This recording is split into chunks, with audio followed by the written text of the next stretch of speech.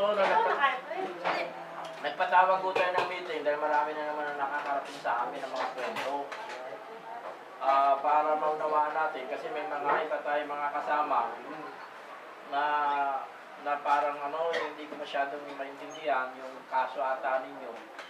Parang meron naghahati na kayo. Meron gustong paregluhin, meron naman na ayaw magpareglo. Kailangan mapaliwanag yung ganong sitwasyon. Aminin natin ang katotohanan. Nung tayo nag-umpisa, pinoproblema ninyo yung kada ikot. Pinukolektahan kayo. Pangalawa, lagi kayo hinuhuli ang araw. Ngayon, naipaglaban natin yun, kaya napunta tayo doon sa kaso-kaso dahil napakita natin yung pwersa natin na pinadampot sa atin yung enforcer, etc. Amin natin ang katotohanan, yung enforcer na sinasabi ng dinampot. Wala naman silang authority at sinabi mismo ng munisipyo, wala silang karapatan na magdala ng palikid. Pero nung nakalipas na panahon, alam naman ninyo na sila nagpapahirap sa inyo na lagi kayong nasatikitan, di ba? Nakita naman niya sa TV. Ngayon, tinulungan tayo ng NBI, tinulungan tayo ni Tulfo, tinulungan tayo ng lahat sa pamamagitan. Apunta pa tayo ng ombudsman. Yun lamang napatawag natin sila sa ombudsman, panalo na tayo dun eh. Diba? Ibig sabihin, may ngipin yung ating samahan. Ngayon, yung pinaglaban natin, nakakuha naman tayo ng tinatawag natin na depo doon sa malagpas tayo ng area. Ngayon, napapansin ninyo, bihira na kayo nuhuli, di ba? Kasi nakilala na tayo eh. Kung hindi tayo nakilala, kung hindi napakita ninyo na nagkakaisa kayo hanggang ngayon, ay lagi kayo hinuhuli. Nakatulad ng araw, magkamali lang kayo ng kaunti, kumain lang kayo na tindahan doon, hinuhuli na kayo. Di ba? Pero ngayon, di ba napapansin ninyo na hindi na kayo masyadong binabarako? At least, limitado na yung inyong pag-aabuso nila. Ibig sabihin, doon pa lang panalo na kayo eh. Dapat nakikita niyo yung ganong proseso ng mga kasama natin. Hindi yung porkit maluwag na tayo, iba na naman ang piniisip natin, parang nagdadalawang isip na naman tayo. Ang katotohanan niyan, nagkaroon kami ng dialogue dito sa council ng San Mateo at kasama mismo si sino ba yung hepe? Gomez. Si Gomez, etc. Ngayon, ang lumalabas doon, yung fight natin, huwag kayo matakot na pagka kinakausap kayo, para bang atat na atat tayo ibang member natin na pinatatawad agad dahil hindi na kayo nuhuli. Kaya lang naman kayo hindi nuhuli dahil nakikita na yung prinsipyo kayo eh. Kung nawala na yung prinsipyo ninyo, pinatawad na ninyo, halimbawa, ano ang mangyayari sa iyo doon? Ay gano'n lang pala ang kaligayahan yan eh, ulitin natin. Gusto na naman ba ninyong ulitin yung mga ginagawa sa inyo? Para makita natin na may paninindigan tayo. Hindi yung pagsinulsulan lang, inakbayan lang. Nakita lamang na yung hepe inaakbayan, parang lumalabas ay malakas na siya. Di ba? Siya lamang ang malakas, ay paano kayo? Paano kayo na araw-araw na nasa kalsada na naman? Di ba? Papakita natin na may tigas din tayo. Hindi tayo lumalabas na parang lumalabas ay pagka inakbayan at binigay yung huli mo ay pinawalan ay binenta mo na lahat yung kabuuhan ng Kasi nagdadalawa kayo ng function ngayon eh. Mayroong nagmamagaling, mayroong magaling, mayroong Tingnan natin yung uri ng ginawa na natin. Ibig sabihin, na-respeto na tayo doon. Hindi naman natin sila inabuso, hindi naman natin sila nireklamo, hindi naman natin sila niyan. Pero importante, kung ano yung kalakaran ng araw. Gawin natin yun. Huwag na natin ulitin yung parang ang lumalabas ay, si Diluna, may mga kalaban natin. Sinasabi mo, putang na yan, yung acto naman, panimula lang yun eh. May mga ganun salita. Hindi naman nila napagtanggol yung sarili nila eh. Yung nakuha lamang natin na hindi tayo nagbayad ng 10 piso kada ikot, panalo na tayo dun eh. May nagawa ba sila ron? Dapat nakikita natin yung ganung uli na napanalunan na natin. At yung pagtingin sa atin, hindi na tayo binabaraso. Kung meron dyan mga bantay rota, pinakikilang ba yung akto? Hindi. Ang binabantayan nila yung kanila rin. Kaya may mga lumalabas ng gano'n, pag nakita yung akto, medyo maselang na, hindi natin kaya yan. Di ba? Doon pa lang panalo na kayo dun eh. At aminin natin ang katotohanan. Kami, sa akto, paulit-ulit yung sinasabi sa inyo, tumutulong lang kami.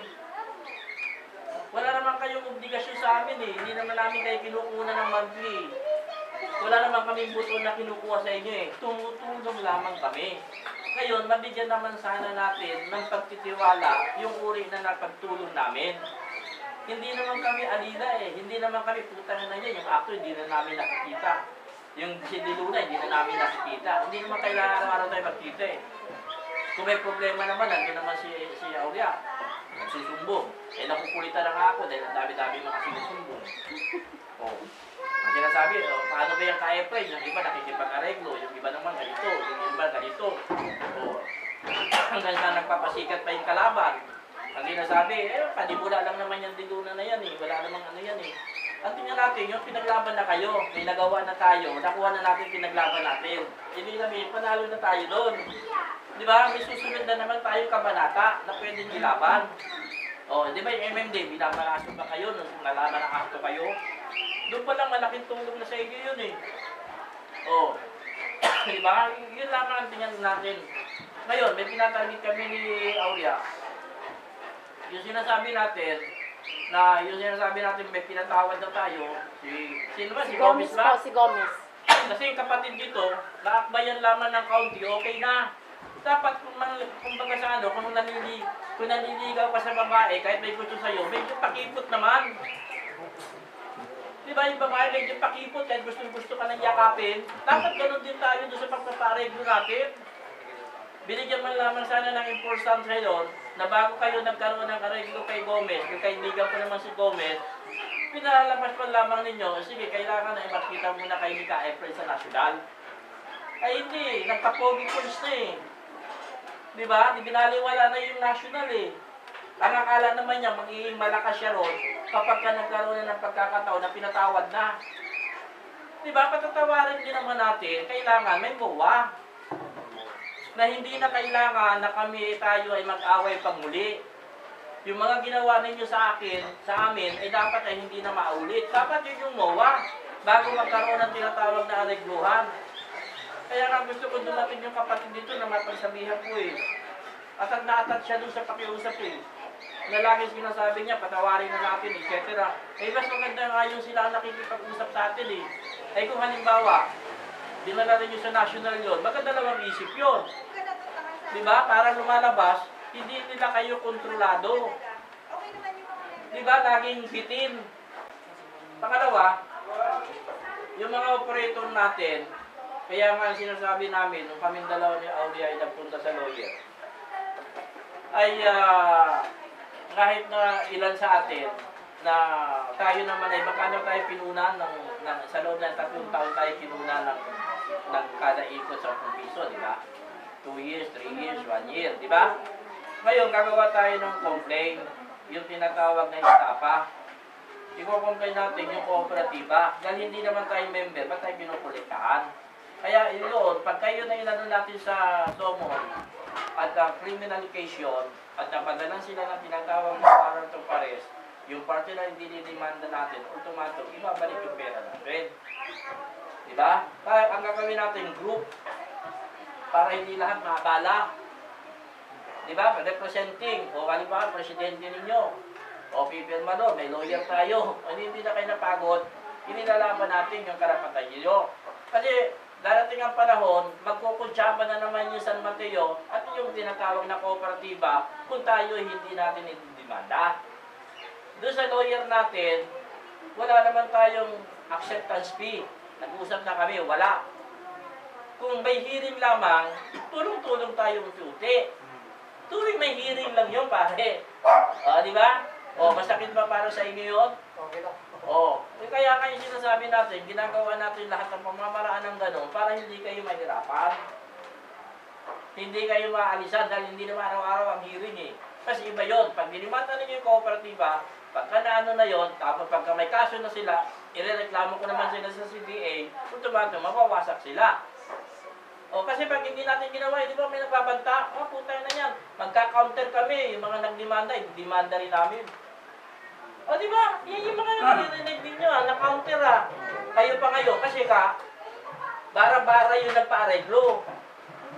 Hindi muna nagkaroon ng MOA. Di ba? Kung hindi ka ninyo, pwedeng i-counter sa inyo yun eh. Kaya nga yung sinasabi ko, yung mga nagdemanda, kailangan may paninindigan yun. Hindi yung tinatawag na unti-unti silang aalis. Kailangan, bago kayo makipag-areglo doon sa dinimanda ninyo, may MOA kayo.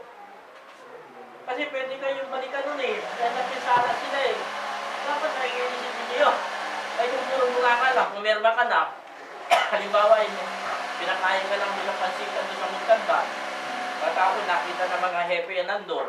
Tapos may dala-dala ng affidavit of desistance, pirma ka ng pirma doon. Hindi mo alam may counter yun. Hindi natauhan ka pa. Kanino ka ngayon pupunta? Diba? Kaya ngayon, hindi basta-basta yan. Yung sinasabi na, si Luna, pag ano yan, didimanda ako. Anong demanda nyo sa akin? Gago pala siya. Samantala nagsumbong lang kayo sa akin, kayo ang kinukunan, hindi naman ako ang kinukunan. Tumulong lang ako sa iyo bilang member ko kayo, hindi gago. Kaya nga yung sinasabi ko, panindigan natin, very importante magkaisa, magsama-sama. Wala kayong makikita ng ganitong organisasyon. Pumunta kayo sa iba-ibang organisasyon, kukonektahan kayo ng monthly, bawat kilos niya pera. Dito lang sa akto ang libre. Wala iba. Pero yung fight, yung pakikibaka, iba naman yung akto. Diba? Sino mas matigas? Mas matigas ba si Obit Martin? Wala pa naman napapatanggal yun. O, matigas ba si Maranan? Wala pa naman napapatanggal sa looban ng gobyerno yun. O, matigas ba yung piston? May napatanggal na ba siya? Diba? Sadali lang kayo sa kalsada, no? Sisigaw lang kayo, may nakuha ba? Mabuti pa si Diluna, napatanggal si Dantilanti, napatanggal si Limbautista, napatanggal natin si General Lancho. Ibig sabihin, may nagawa tayo. Kita-kita ninyo yung pakikibaka natin. O, yung mga iniipit kayo ng DOTC nung araw, o yung LTO, o nung nagkaroon na ng ingay ang akto, inabuso pa ba kayo? Nagkunsyaba pa ba, nakipagkunsyaba pa ba yung mga doon sa kooperatiba, yung mga LTO, etc. Yung nalaman nilang akin. O, katulad nung pumunta yung DOTC doon, anong sabi ko? O partner, akin yan, masasabit ka lang dyan, wag mo nang pakialaman yan. Nung pinabuti kayo, cellphone lang yon. Hindi sabihin, ganun yung dating natin. Kasi nire-respeto tayo eh, alam na fighter tayo eh. Hindi naman tayo lumalaman na parang forma lang na papogi points eh. Wala. Kaya pag mali, mali.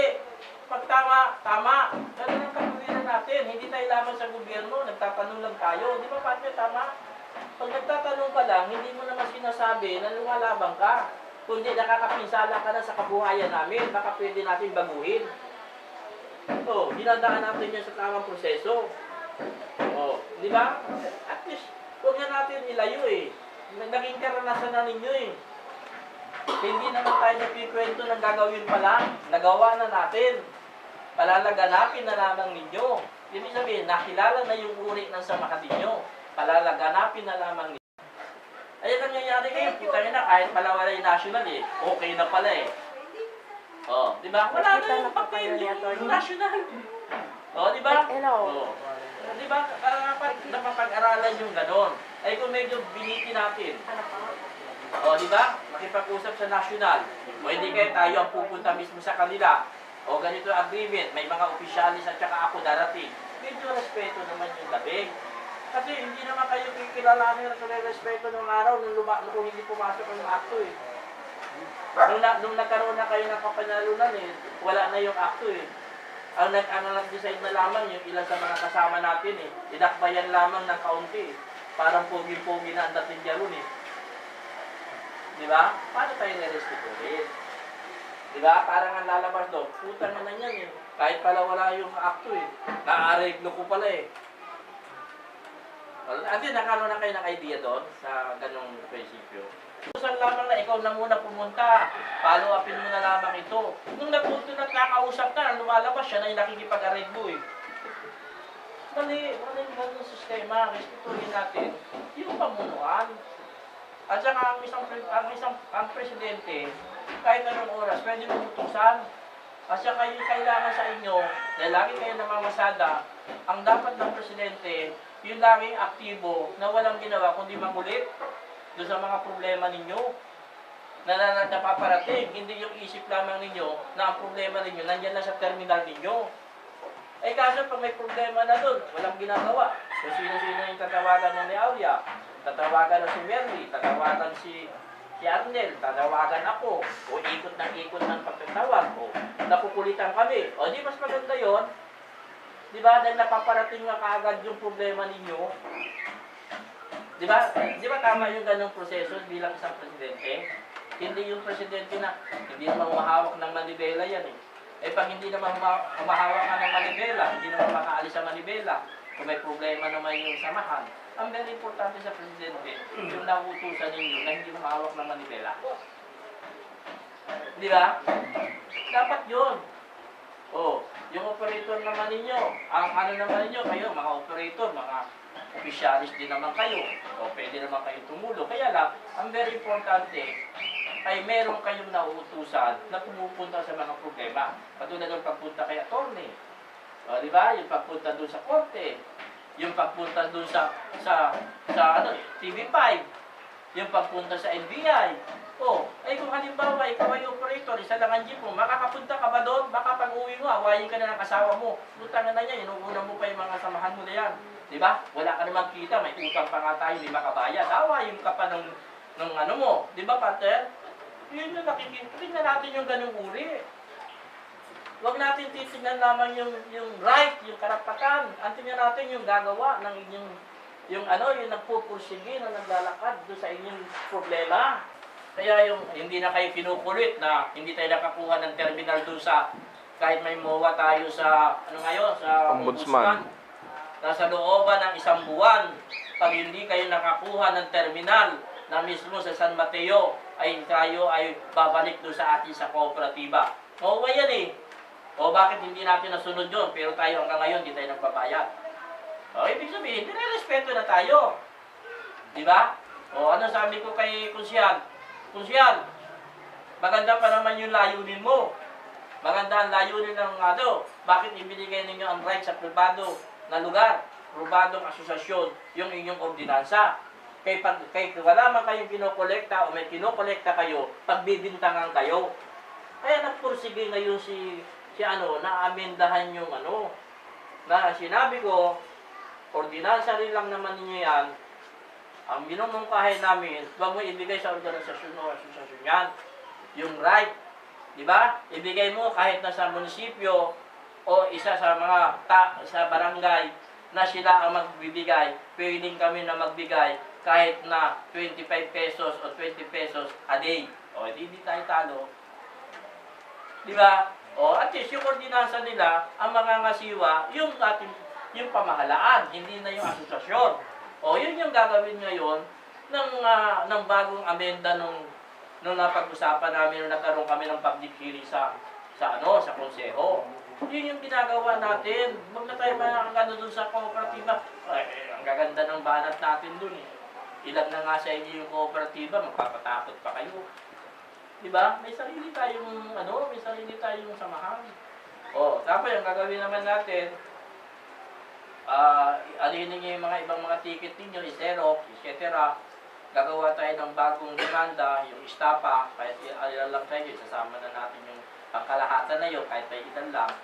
Tapos, kailangan ibalik yung isusuma natin sa loob ng 3 years, 100 pesos, o ilang milyon yun na papapunta na hindi naman tayo member. O, hindi yun ang inilalaban natin. O, pag nakuha ninyo yun, di may pera kayo. O, di ba? Dahil pag nawarrant na yun, hindi pwedeng hindi ibigay sa inyo pera nun eh. Po natin, kanina sa kanila, ay may target tayo na nakiusap ako kami sa inyo na kahit hindi na tayo kukolekta ng acceptance fees, pero yung tinatawag natin na tuwing haharap naman, ay pwede naman namin na pagtulong-tulungan. Ganun na, di ba? Ganun naman yung sinabi ko sa inyo. Kaya mas iba kasi kung may direkta tayong lawyer na hindi na kayo nangangapa. Di ba? Pag may problema kayo, may kayo ng advice. Ano ang dapat gawin sa demanda, etc. Malaking bagay para sa inyo yun. Hindi na tayo parang inosente lagi.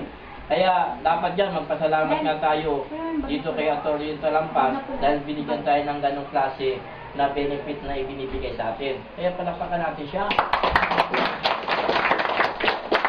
Tapos, ang pa rito ay ang ano pa rito ay ibabackground ko muna sa inyo na yung mga pangalan ng operator ninyo at saka yung plate number at saka yung case number at saka yung rota ninyo at saka PUJ. Sunod-sunod rin ng asosasyon para makunan ko kayo ng discount card. Wala namang bayad eh, hirap na hirap kayo maglista eh. Hayaan na natin yun, 1,050 rin yun, sayang din yun, ha? Yun ang gawin ninyong benefit. Tapos, ang gagawin pa natin ay yung malapit na ibigay sa akin yung scholarship. Yung mula grade 1 hanggang grade 6, kahit 5 centimos, walang gagastusin, libre lahat ang bag sa mga elementary dito sa mga public school. Ang maganda doon, wala kayong bibiling gamit, libre lahat ng gagastusin. Inaayos ko pa yon. Tapos, meron pa tayong isang ano pa nga yun? Yun na lang. Ang very importante, magkaisa, magsama-sama para respetuhin tayo. Hindi tayo lumalaban sa gobyerno, wala tayo, kundi nagtatanong lamang tayo kung alam natin na tayo naapektuhan. Dadaanin natin sa tamang proseso. Hindi tayo yung lumalabas na asosasyon na parang ang lumalabas ay pakitang tao lamang na pupunta ka sa gitna ng kalsada na pa-strike para ari-lari. Wala yun. Ang importante natin, dokumento, inaayos natin ang mga pamamaraan, inaayos natin sa tamang proseso, at yun ang kailangan na sandata natin para maparating natin ang mga problema natin sa pamahalaan. Kasi iba naiinggit eh, pag may nabigyan na, doon pala gusto. Pero nung hinihingi pa lang, ayaw. Pero nung nakita na sa TV na may binibigay na, gusto nila bukas meron na. Hindi nila alam na meron pa yung pagka nakasama na natin si Atty. 100%, lalo aangat at magkakaroon ng tulong ang mga member ng ACTO. Kaya maraming salamat po at pagpalain kayo ng po may kapal. At ngayon po naman ay ipakikilala ko po sa inyo ang ating bisita na si Atty. Wala pa po kayo, Atty., kayo ay amin ang pinag-usapan. Pataas ng tinatawag na antas ng bilang isang tsuper at antas ng ating grupo ng ACTO sa buong Pilipinas ay pinakikilala ko sa inyo si Atty. Talampas. Dito kayo, Atty. para Magandang hapon po sa inyong lahat. Kung nga po pala yung katulad ng sabi ng ating chairman, si Atty. Ruben Talampas ang buong pangalan. Meron po kaming opisina dito sa may Candansora. Naikwento na rin po kay chairman na may mga kaso po kaming hawak na marami pong kasong hawak na mga driver ko po ang mga kliyente ko. Papasalamat ako sa pag-imbita po ng ating presidente at po ng ating national chairman ng ACTO na makasama po ako sa inyong grupo. Kaya ako naman nabanggit yung una na yon. Ang una ko po sanang kahilingan ay kung pag pumasok po ako sa grupo ninyo, gusto kong makasama yung mga driver dun sa na kayo yung maging uwaran, kayo yung mag-umpisa ng modelo ng pagiging ng pag-aayos, ng magiging maayos na pagmamaneho, maayos na pagmumuhay. Isa ko lamang pakiusap, sana sa pwede naman natin tulungan kung meron kayong mga kaso, pero kung sa inyo, kung halimbawa alam nyo na kayo ay tama ang ginagawa ninyo, wala kayong nilalabag, magalang ang pagmamaneho ninyo, unang-unang yun ang ikaiiwas ng yun ang ikaiiwas ng huli, yun ang ikaiiwas ng asam. Yun naman pong inyong kaso na nabanggit naman ni President, nalaman ko na tungkol dun sa pagsingil sa inyo ng kooperatiba 10 pesos ng kooperatiba, sa tingin ko hindi po tama yun. Sapagkat pribado silang organisasyon, dun pa lang sa pagbigay sa kanila ng karapatan ng gobyerno ay mali na yon. na hindi sila pwedeng maningil ng ganong halaga para lamang sa sinasabi nila pagiging pagkakaroon ng kayusan nung programang pinapatupad ng mga local government doon. Kaya yun po sa mga driver na merong naipon na mga resibo po ba yan ng 10 pesos o yung pinaka Stub. pass slip pa tawag Stub. doon? Oh, stub. Stub. Pwede mo natin mabawi yun eh. Kung maiipon nyo yun, pwede tayo uling mag-file ng kaso laban po dun siya sa kooperatiba para makasuhan natin sila.